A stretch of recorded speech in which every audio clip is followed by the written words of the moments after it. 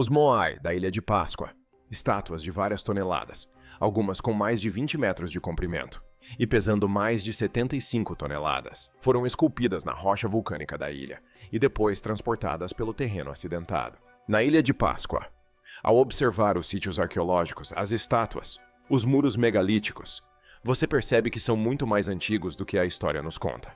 Um radar de penetração no solo foi utilizado na Ilha de Páscoa, e os resultados mostraram estruturas escondidas sob a superfície que não deveriam estar ali. Não eram estátuas, não era o que ninguém esperava. Estruturas enterradas, mapeadas camada por camada em um terreno estudado há mais de um século. E de alguma forma ninguém as viu, até que o radar as apontou. As famosas figuras de pedra nunca foram toda a história. Eram apenas a parte que se destacava. Por séculos, pesquisadores ocidentais estudaram os Moai tentando responder a essas perguntas. O que as varreduras revelaram na escuridão sob eles é a parte que, silenciosamente, reescreve tudo o que nos disseram sobre quem construiu esta ilha. E por quê? A ilha que não deveria existir. Deixe-me contextualizar rapidamente, pois é no chão que esta história realmente se desenrola.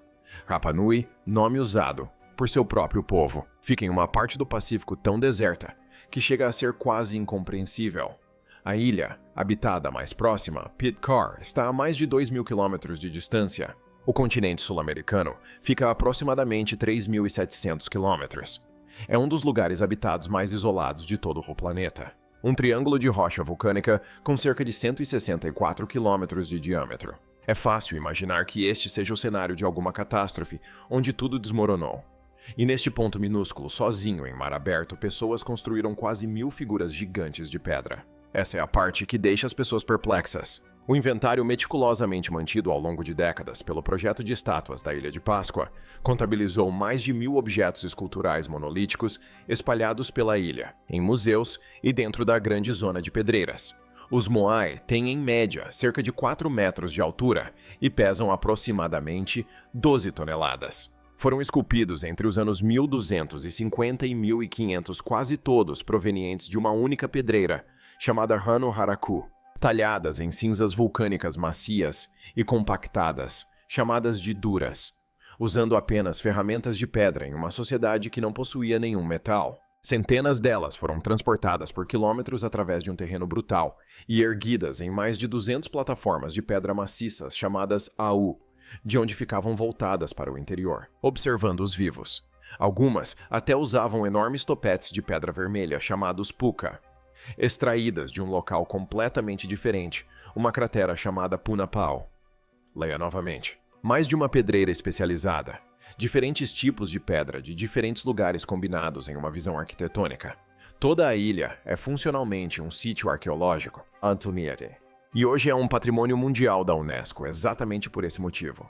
Por gerações, a história popular dizia: o povo que fez tudo isso se destruiu, derrubou todas as árvores, esgotou a terra e mergulhou no caos antes mesmo da chegada dos europeus. Um conto de advertência sobre a estupidez humana. Esses gigantes de pedra enigmáticos erguem-se como sentinelas ao redor da ilha. Mas qual era o seu propósito e por que tantos caíram? Essa história, porém, baseava-se no que as pessoas podiam ver da superfície, e ninguém havia realmente olhado por baixo até que alguém apontou um radar para o solo. O que o radar vê na escuridão é a ferramenta central de tudo, e você precisa realmente entendê-lo, porque é isso que separa uma descoberta verdadeira de bobagens da internet. O radar de penetração no solo é exatamente o que o nome sugere, uma forma de enxergar dentro da Terra sem precisar cavar um único buraco. Um operador move um instrumento lentamente pela superfície.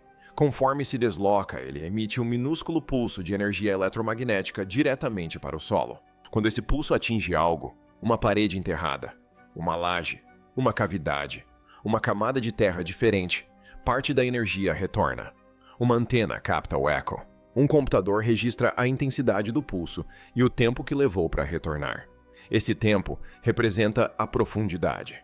Repetindo esse processo linha após linha em uma área, constrói-se uma imagem do que está sob os pés camada por camada, sem nunca perfurar o solo. Os resultados podem ser plotados como perfis verticais, mapas planos que isolam uma profundidade específica ou integrados em modelos tridimensionais completos do subsolo.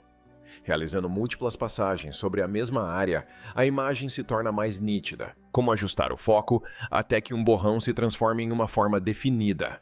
E é aqui que o diferencia de todas as outras ferramentas geofísicas. Entre os métodos utilizados por arqueólogos, o radar de penetração no solo é único em sua capacidade de detectar objetos relativamente pequenos a profundidades relativamente grandes. E é o único método que fornece informações reais de profundidade em vez de apenas uma anomalia plana. É exatamente por isso que as equipes recorrem a ele quando suspeitam que algo esteja enterrado, mas não têm ideia da profundidade. Isso não é ciência marginal. Isso é padrão. O radar de penetração no solo é um dos principais métodos da geofísica arqueológica em todo o mundo. Ele detecta e mapeia artefatos, estruturas e padrões enterrados. E tem sido usado para encontrar sítios funerários e construções perdidas por toda a Europa, Américas, África, Ásia e Oceania. Aqui está um exemplo para refletir. No início da década de 1990, um levantamento por radar localizou a raiz enterrada de uma estrada de 600 anos sob uma pastagem na Dinamarca, e até mesmo traçou sua estrutura interna. As pessoas pensavam que aquela estrada havia desaparecido. Ela estava apenas sob a grama. E o mais fascinante, a razão pela qual isso importa especificamente aqui, é que não interfere em uma paisagem sagrada, frágil e legalmente protegida. Isso não é pouca coisa. Grandes sítios arqueológicos repletos de vestígios ocultos podem ser analisados de forma eficiente e precisa, enquanto o próprio sítio permanece completamente intacto. O radar pode até mesmo direcionar arqueólogos para áreas sensíveis como sepulturas para que possam ser protegidas ou evitadas em uma ilha onde o próprio solo é patrimônio histórico. Essa é toda a questão, mas pesquisadores incríveis afirmam isso em voz alta. O radar não fornece uma fotografia. Ele não desenha o objeto enterrado. Ele indica que algo com propriedades diferentes está lá embaixo, a uma certa profundidade com uma determinada forma. E, então, um especialista treinado precisa interpretar o que essa anomalia provavelmente representa. Ele funciona melhor em solos arenosos e secos e tem dificuldades em argila úmida ou em terrenos costeiros salgados. Portanto, quase nunca funciona sozinho. É apenas um instrumento em um kit. Junto com ele, a resistividade elétrica, que mede como a corrente se move pelo solo, métodos sísmicos, mapeamento aéreo com drones e imagens de satélite de alta resolução. Empilhe tudo isso e você poderá ler uma paisagem como um documento em camadas. Em Rapa Nui, alguém abriu esse documento e o que extraiu do solo é a parte que os livros didáticos nunca contaram. Um pequeno favor antes de mergulharmos no subterrâneo. Se você se interessa por história enterrada, inscreva-se, porque as próximas sessões mostram exatamente onde esta ilha deixa de ser o que você pensava conhecer. As pesquisas sobre as quais ninguém fala. Esta é a parte que quase ninguém ouviu falar. E quero ser preciso sobre ela, porque a precisão é o que a torna real. De fato, foram realizados levantamentos geológicos na paisagem arqueológica da Ilha de Páscoa, por equipes credenciadas que trabalhavam com autorizações das autoridades chilenas. Um dos principais esforços foi o projeto Paisagens de Construção de Rapa Nui, um programa de pesquisa plurianual associado ao University College London e financiado pelo Conselho de Pesquisa em Artes e Humanidades do Reino Unido, com dados coletados aproximadamente entre os anos de 2008 e 2015. Não se trata de uma caça ao tesouro. Leia a documentação do projeto sobre seus métodos e encontrará uma lista de verificação precisa da tecnologia que acabamos de descrever. Levantamento topográfico detalhado das plataformas, caminhos das estátuas e pedreiras. Mapeamento das qualidades audiovisuais dos locais. Prospecção geofísica especificamente voltada para a localização de trabalhos de extração enterrados e estradas de transporte de estátuas ocultas, bem como suas características associadas. Registro tridimensional das superfícies das pedreiras e escavação direcionada dos pisos e detritos das pedreiras. Trata-se de uma leitura sistemática e completa de uma paisagem construída. Não se trata de uma simples olhada em algumas estátuas famosas. Um relato publicado sobre o trabalho de levantamento geofísico em Rapa Nui, apresentado sob o título Pedreiras e Estradas dos Moai, descreve exatamente quais técnicas foram utilizadas. Radar de penetração no solo. Tomografia de resistividade elétrica, métodos sísmicos, todos aplicados em sítios arqueológicos reais. As condições eram difíceis, muitas vezes extremamente secas. E eis o que demonstra a honestidade dessas pessoas. De todos os métodos, eles relataram que a imagem elétrica foi, talvez, a mais bem-sucedida, que a resistividade do solo funcionou melhor do que o esperado, especialmente após a chuva, e que o radar de penetração no solo foi, na verdade, a técnica mais desafiadora nessas condições específicas. Eles não exageraram na sua eficácia. Os caçadores de tesouros exageram na divulgação dos resultados. Os cientistas relatam o que os combateu. Havia também uma segunda frente de batalha em Anaquina, a Praia Arenosa, na costa norte, uma das zonas de povoamento mais importantes da ilha. Diversas técnicas de sensoriamento remoto de superfície foram aplicadas especificamente para caracterizar a estrutura subterrânea de sítios arqueológicos, incluindo um levantamento magnetométrico na própria praia. Fortes reflexos ao longo de uma linha de árvores foram identificados como possíveis indícios de solos alterados pela ação humana. Exatamente o tipo de tênue impressão digital enterrada que essas ferramentas existem para captar.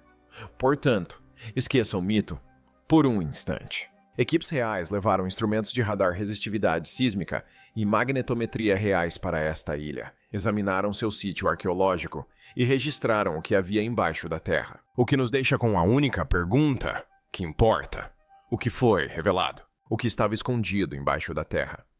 O que eles realmente encontraram lá embaixo? A resposta honesta é mais fundamentada do que as versões exageradas que circulam online, e de uma forma que a torna mais impactante, não mais branda.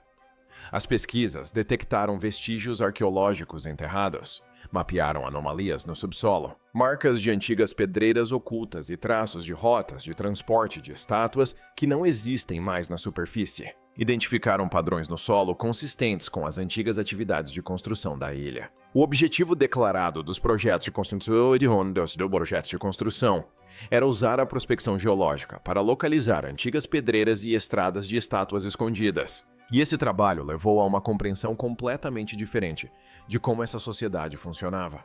Agora preciso ter cuidado aqui, porque é exatamente aqui que a internet se torna descontrolada. As varreduras não revelaram uma cidade subterrânea confirmada. Eles não revelaram túneis impossíveis, nem nada que exigisse uma explicação além da capacidade humana. O que o trabalho geológico revelou foram formações subterrâneas e estruturas enterradas que os pesquisadores interpretam como relacionadas a antigas atividades cerimoniais e de construção. Essa é a forma sincera de dizer, mas também é, se você parar para pensar, a forma mais perturbadora de dizer, por causa de um resultado específico. Os dados coletados sobre os moais enterrados em Ranoharaku foram descritos como particularmente interessantes, e os pesquisadores chegaram a uma conclusão que eu quero que vocês ouçam. Eles concluíram que o levantamento geofísico pode oferecer uma maneira de localizar os muitos moais enterrados e ainda não identificados que se acredita existirem no sítio arqueológico, sem precisar escavá-los. Pare por aqui.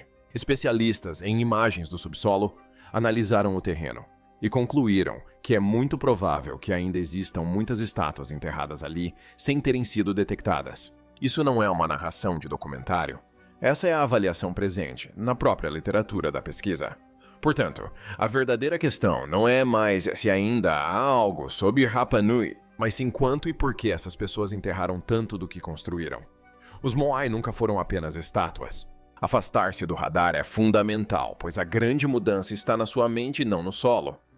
Por gerações, os moai foram imaginados como uma expressão obsessiva de uma sociedade que perdeu a sanidade. Monumentos de vaidade que contribuem para a ruína daqueles que os esculpem. Pesquisas modernas questionam essa ideia, transformando-a completamente. E tudo começa com uma pergunta simples: por que as plataformas estão onde estão? Uma equipe de pesquisadores utilizou modelagem espacial quantitativa para testar essa hipótese estatisticamente. Eles não se basearam apenas em um mapa. Modelaram cada local com base nos 3 recursos que realmente determinavam a sobrevivência nesta ilha: hortas agrícolas, recursos marinhos e água doce. E testaram qual ligação era real.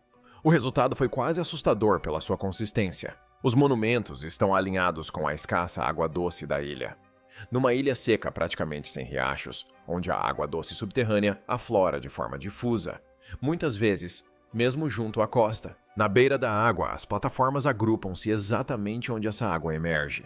Mesmo os monumentos no interior situam-se perto de fontes de água potável. Os locais sem água doce não tinham plataformas. Os investigadores foram explícitos. Esta associação foi testada quantitativamente e mostrou-se estatisticamente significativa, ao contrário dos outros recursos. Portanto, a paisagem dos Moai não era aleatória. Não se tratava de pura obsessão. Era algo organizado em torno do único recurso que mantém as pessoas vivas. Os monumentos marcavam as vias vitais. E o transporte, a parte que todos consideram impossível, tem uma explicação funcional baseada em evidências. Agora, a própria tradição oral da ilha diz que os Moai eram movidos a pé. Pesquisadores que analisaram as estátuas nas estradas, seus formatos e sua distribuição, argumentaram que as figuras de várias toneladas foram projetadas para se moverem na vertical, balançando para a frente em um movimento controlado de caminhada com cordas e equipes de pessoas, e que o método exigia recursos surpreendentemente modestos, em vez do desmatamento catastrófico que a antiga história exigia. As estátuas não eram apenas arte, eram objetos concebidos e moldados para sua própria jornada. O que levanta uma questão mais complexa. Se essas pessoas projetaram estátuas capazes de caminhar até a água, o que significa que ainda encontramos suas obras enterradas, as estátuas sob a terra. Eis o detalhe que surpreende quase todos, e é nele que todo o vídeo se baseia.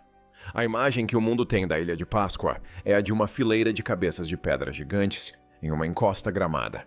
Uma suposição razoável, completamente errada. Não são cabeças. São figuras completas esculpidas da coroa até a base passando pelo torso. E a razão pela qual o mundo imagina cabeças é que as estátuas mais fotografadas estão nas encostas da pedreira de Hanuraraku, onde ao longo dos séculos, os sedimentos que desciam do vulcão as enterraram lentamente até o pescoço. Os corpos nunca desapareceram, estavam apenas sob a terra. E a própria pedreira parece uma oficina onde os trabalhadores saíram no meio do expediente e nunca mais voltaram. Quase metade de todos os moais já feitos ainda está em Hanuraraku. Centenas permanecem lá em todos os estados imagináveis. Estátuas finalizadas que nunca foram movidas e quase tantas outras ainda meio esculpidas fundidas à rocha, congeladas no exato momento em que o Sinzel parou. Algumas nunca deveriam ter saído dali. Algumas foram abandonadas quando os escultores encontraram uma veia de rocha mais dura, enterrada na rocha macia, e simplesmente começaram uma nova. O local é um instantâneo de um processo capturado na pedra, e o solo o engoliu silenciosamente durante todo o tempo. E isso já era conhecido muito antes de chegar até você. Em 1914, uma expedição britânica alcançou esta ilha remota, a Expedição Mana, liderada por Catherine Routledge, uma das primeiras pessoas de fora a investigar Rapa Nui seriamente. Imagine-a ali em pé na encosta da pedreira, registrando estátua após estátua, documentando que as famosas cabeças continuavam descendo para a terra como corpos inteiros. Os especialistas sabem há mais de um século que os Moai tinham corpos. Routledge registrou tudo. Simplesmente nunca saiu dos arquivos. E chegou ao imaginário popular porque as fotos que viajaram o mundo pararam no pescoço. A ideia equivocada se tornou o ícone. Mas o enterro fez algo que ninguém planejou. Quando o projeto de estátuas da Ilha de Páscoa escavou cuidadosamente as estátuas enterradas no início da década de 2010, o solo havia agido como uma casca selada. Ele protegeu detalhes que os Moai expostos e castigados pelo tempo haviam perdido há muito tempo. E o que emergiu da terra foi surpreendente. Os torsos enterrados estavam cobertos por desenhos esculpidos com nitidez petróglifos, incluindo formas de crescente que os pesquisadores associam a canoas, preservados em condições quase perfeitas porque a terra os protegeu de séculos de vento e chuva. A equipe também encontrou grandes buracos de postes que provavelmente serviram como pontos de ancoragem, ferramentas de entalhe em pedra, deixadas onde foram colocadas, e vestígios de pigmento vermelho, um indício de que essas figuras foram coloridas para rituais. As partes enterradas eram verdadeiras cápsulas do tempo, estátuas específicas no interior da pedreira, catalogadas com identificadores como RR 156 e RR 157. Tornaram-se o foco das primeiras escavações científicas controladas e documentadas já realizadas naquela parte da pedreira. Essas escavações foram conduzidas por uma equipe composta inteiramente por Rapa Nui, sob a direção do projeto e em acordo formal com instituições chilenas. Algumas dessas estruturas haviam sido escavadas de forma rudimentar por expedições anteriores, décadas antes, de maneira pouco documentada. Desta vez, cada fragmento de informação disponível foi aproveitado, e isso continuou acontecendo.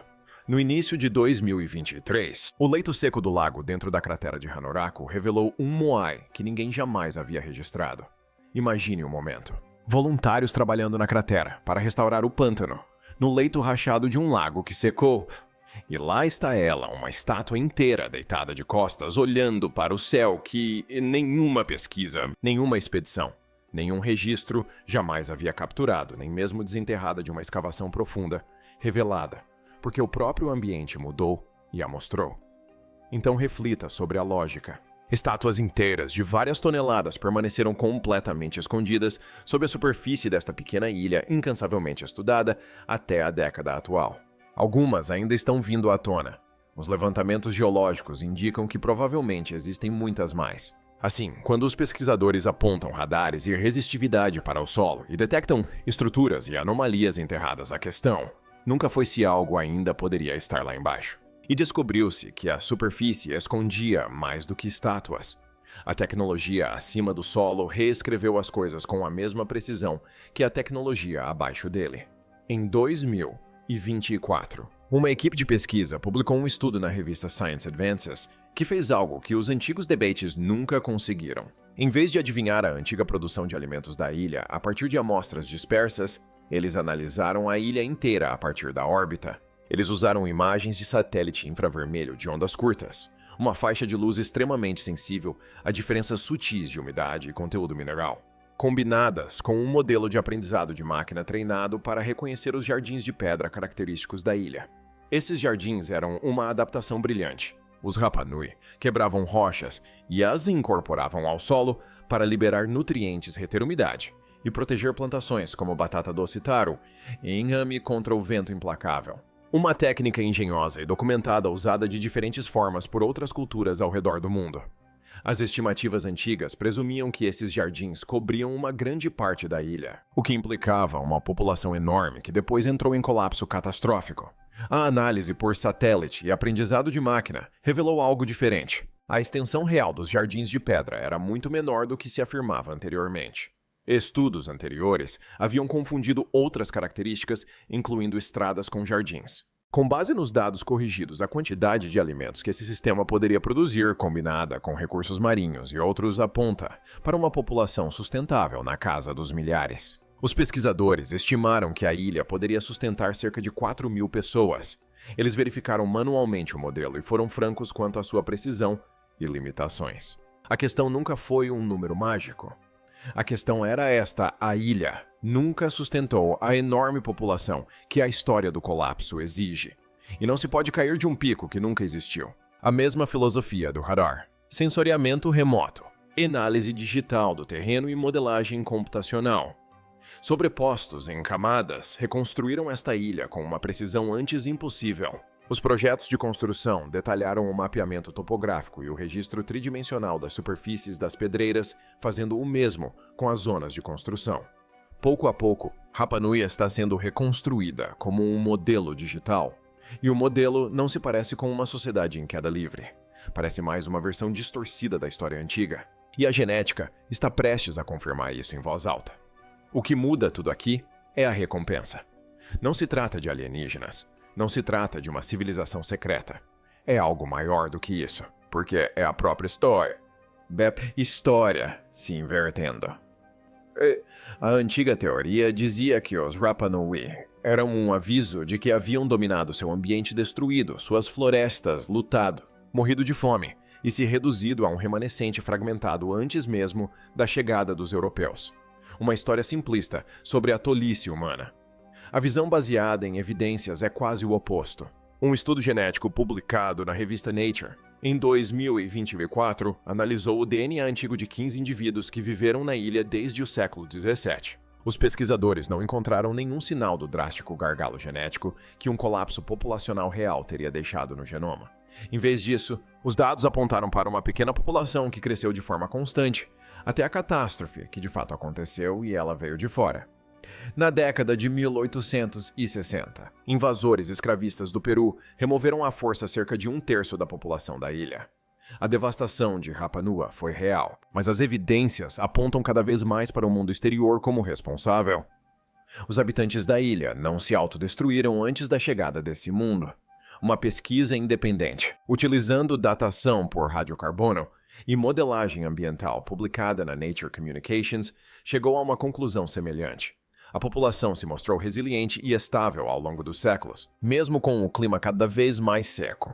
Os pesquisadores descreveram Rapa Nui não como um fracasso, mas como um estudo de caso impressionante de sustentabilidade. Um povo que se adaptou de forma engenhosa a um dos lugares mais carentes de recursos em que a humanidade já viveu permanentemente. E então surge a reviravolta que realmente amplia toda a perspectiva. Esse mesmo estudo de DNA antigo de 2024, juntamente com outros trabalhos genômicos, encontrou ancestralidade indígena no registro genético polinésio, consistente com o contato ocorrido muito antes da chegada de Colombo às Américas. Em algumas análises datadas aproximadamente dos séculos 13 a 15. Essa é a face genética de uma pista que intrigava os pesquisadores há décadas. A batata doce, uma cultura nativa das Américas, já era cultivada na Polinésia, muito antes da chegada de qualquer europeu. E o mesmo acontecia com a cabaça, plantas e agora genes, contando a mesma história. Os ancestrais dos Rapa Nui faziam parte da maior jornada marítima da história da humanidade. Navegadores que cruzaram milhares de quilômetros do Pacífico aberto e que, segundo evidências cada vez mais, chegaram primeiro às Américas. A imagem de um povo primitivo preso e condenado em uma rocha não resiste às evidências. Agora junte tudo isso. Radar de penetração no solo, resistividade, levantamento sísmico, imagens de drones e satélites, aprendizado de máquina, DNA, antigo, ferramentas independentes, equipes independentes. Tudo voltado para a mesma ilha, tanto da superfície quanto do subsolo. E todas convergem para uma conclusão. Sob a Ilha de Páscoa, no solo e nos dados, jaz o registro de uma sociedade organizada, adaptável, tecnicamente magistral e muito mais conectada com o mundo exterior do que a antiga narrativa jamais permitiu. As estruturas enterradas detectadas pelos levantamentos, as estátuas ainda fixadas no solo, os jardins analisados do espaço, os genomas recuperados dos mortos. Tudo isso descreve engenheiros e navegadores. Não se trata de uma história com uma lição moral. É isso que muda tudo. Não é uma cidade de fantasia sob a terra. É algo muito mais poderoso. A verdade finalmente emergindo por muito tempo. Tínhamos uma visão completamente equivocada dessa civilização. E a ilha ainda está resistindo. Os próprios estudos indicam que muitos Moai enterrados provavelmente ainda estão por aí sem serem descobertos. Estátuas ainda estão sendo encontradas. Então quero sua resposta nos comentários. E seja sincero, se tanta coisa permaneceu escondida sob uma das ilhas mais estudadas da Terra, e se as pessoas que a construíram estavam tão à frente do que imaginávamos, o que você acha que ainda está esperando sob a Terra em Rapa Nui? E você prefere que seja desenterrado ou deixado exatamente onde está? Conte-me nos comentários. E se isso mudou a sua perspectiva sobre a Ilha de Páscoa, compartilhe com aquela pessoa que você conhece que ainda acha que aquelas estátuas são apenas cabeças.